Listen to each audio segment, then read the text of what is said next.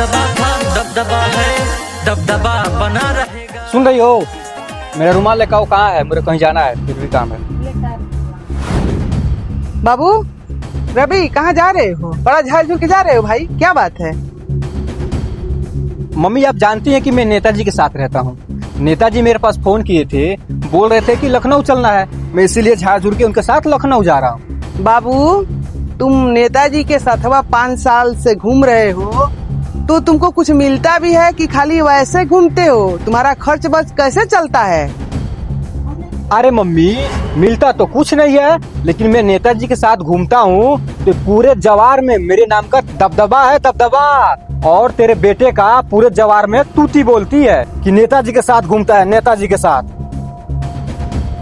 और रही बात खाने की, तो नेताजी के साथ घूमने पे एक से बढ़ के एक पकवान मिलती है खाने को।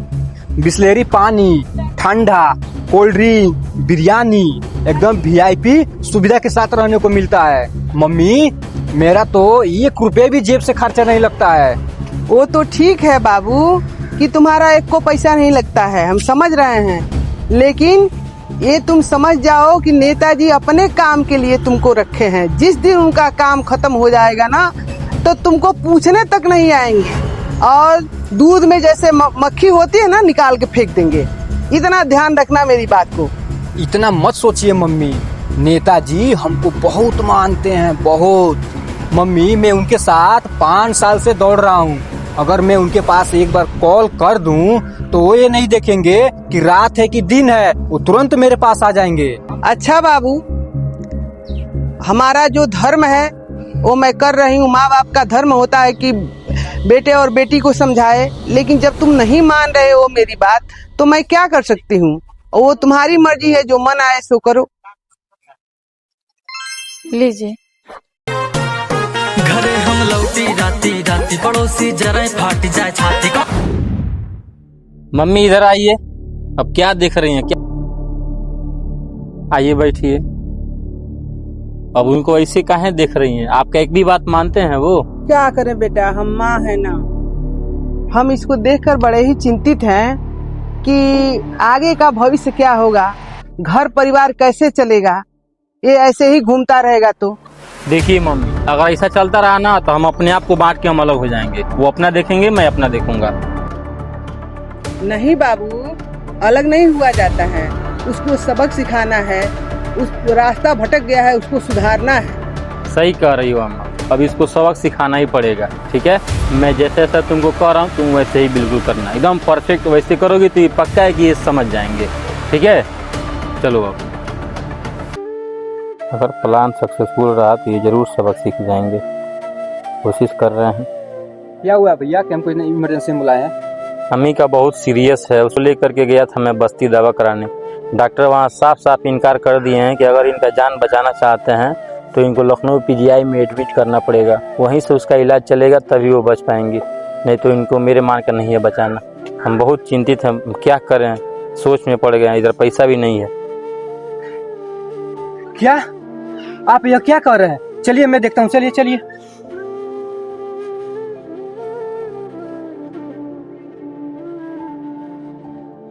कैसे क्या हुआ है मम्मी को? भैया डॉक्टर बोल रहे हैं कि अगर इनको चाहते हैं जिंदा तो इनको लखनऊ पीजीआई में भर्ती कराना ही पड़ेगा।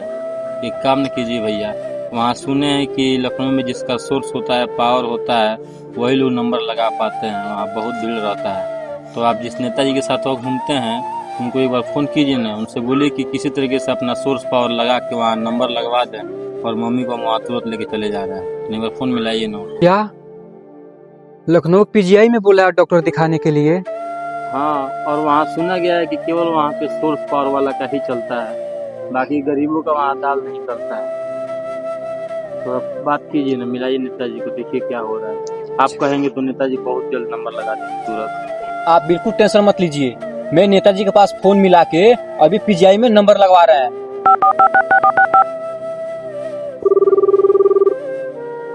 हेलो नेताजी। मेरी मीटिंग चल रही है, तुम बाद में फोन करो। देखिए, मेरी मम्मी का बहुत सीरियस तबीयत खराब है। मैं अपनी मम्मी को बस्ती हॉस्पिटल में दिखाया था, तो वहाँ का डॉक्टर बोल रहे हैं कि पीजीआई में जाके भर्ती कराओ, तभी आपकी मम्मी ठीक हो पाएंगी। तो मैं आपसे कह रहा हूँ कि आप थोड़ा वहाँ पे फोन करके बात कर लीजिए और थोड़ा नंबर लगवा दीजिए। आप ही लोग जैसे पावरफुल आदमी का ही वहाँ पे चलती चलता है। एक बार बोला ना तुमसे, बाद में फोन करो। देखिए नेताजी, मेरी मम्मी जिंदगी और मौत से लड़ रही है। आप चाह देंगे तो नंबर भी लग जाएगा और मेरी मम्मी का इलाज भी हो जाएगा। ये देखिए भैया जी, नेताजी तो फोन में काट दिए। क्या फोन में काट दिए? थोड़ा एक बार और लगाइए बाबू, एक बार और फोन लगाइए नेताजी को। नेताजी, आप फोन क्यों काट दे रहे हैं? ये बताइए, मैं आपके आगे पीछे 5 साल घुमाऊं, आप जहां बोलते थे मैं वहां जाता था, न दिन देखता था न रात देखता था। आज मेरी मजबूरी है, आज मेरी मम्मी का तबीयत खराब है, तो आप सब एक छोटी सी मदद मांग रहे हैं तो आप फोन काट दे रहे हैं।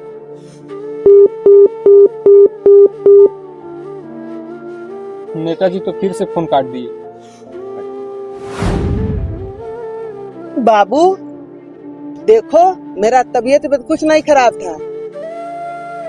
देखो बाबू, हम ये नाटक किए थे तुम्हारी आंखें खोलने के लिए, क्योंकि तुम्हारी आंखें जो थी ना नेताजी के बस में हो गई थी, अंधी हो गई थी।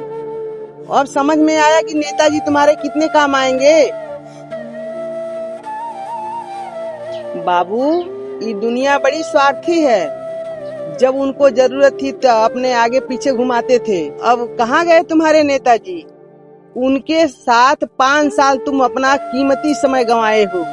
आज तुम्हारे लिए 1 मिनट का समय लगा तो वो नहीं दे पाए। तो समझो दुनिया ऐसी ही है, किसी के पीछे बहुत नहीं दौड़ा जाता है, अपने तरफ देखा जाता है। दुनिया बेच खाने वाली है, तुमको कुछ नहीं देगी। आई बात समझ में? जो तुम ये समझते थे कि नेताजी के साथ हम घूम रहे हैं, हम आगे बढ़ रहे हैं, उनके साथ फोटो ले रहे हैं, सोशल मीडिया पर डाल रहे हैं, उससे तुम्हारा कुछ बनने बिगड़ने वाला नहीं है। अपना घर, अपना जीवन चलाने के लिए खुद मेहनत करना पड़ता है और खुद काम करना पड़ता है अपने लिए, तब जाके होता है, घर परिवार चलता है। ऐसे किसी के साथ घूमने से कुछ नहीं होता है। आप ठीक कह रही हैं मम्मी। मैं अपना कीमती समय नेताजी के साथ 5 साल गवाया। आज मैं उनसे 5 मिनट के लिए मदद मांगा तो उन्होंने मुकर गए। ठीक है मम्मी, आज से मैं अपने लिए काम का तलाश करूंगा और रोजी रोटी का व्यवस्था करूंगा। देखो बेटा, तुमको सुधारने के लिए ये मुझे नाटक करना पड़ा है। अगर मैं ऐसा नहीं की होती तो शायद तुम्हारे समझ में नहीं आता और ना ही कभी तुम सुधर पाते। ठीक है, चलो कोई बात नहीं। हेलो, नमस्कार, प्रणाम, अस्सलाम वालेकुम। कैसे हैं आप लोग? उम्मीद करते हैं आप लोग बहुत अच्छे होंगे। तो देखिए, ये छोटे से वीडियो से हमारा एक प्रयास दिखाने का, जिस तरीके से हमारे समाज में हमारे भाई, हमारे बेटे इस नौजवान जैसे हैं कि हर जगह किसी न किसी नेता के पीछे, किसी न किसी प्रधान के पीछे लोग दौड़ते रहते हैं। बोलते हैं कि मैं फला नेता के साथ दो पल समय बिताया, या फोटो खींचने का सौभाग्य प्राप्त हुआ, या घूमने का मौका मिला। ये सब करने से खुद का कीमती वक्त जाया करते हैं। हमें उम्मीद है कि हम जो वीडियो में दिखा है आप तक पहुंच गया है। अगर वीडियो अच्छा लगा है तो आप अपने परिवार में, फैमिली में जरूर शेयर कीजिए और लाइक करना बिल्कुल न भूलिए। और अपना कीमती समय किसी नेता के पीछे नहीं बल्कि अपने काम और अपने परिवार में बिताइए, क्योंकि आखिरी वक्त में आपका काम, आपका समय ही आपका साथ देगा। अपना चाहे कैसा हो, आखिरी समय में अपना अपना ही काम आता है, न कि कोई और। देखिए दोस्तों, ये दर्शाया गया है कि अपना कीमती समय किसी के साथ जाय मत कीजिए, उससे कुछ बनने बिगड़ने वाला नहीं है। जब हम खुद काम करेंगे अपने लिए, तभी हम अपने परिवार को सुखी रख सकते हैं, अपना जीवन भी सुखी रख सकते हैं।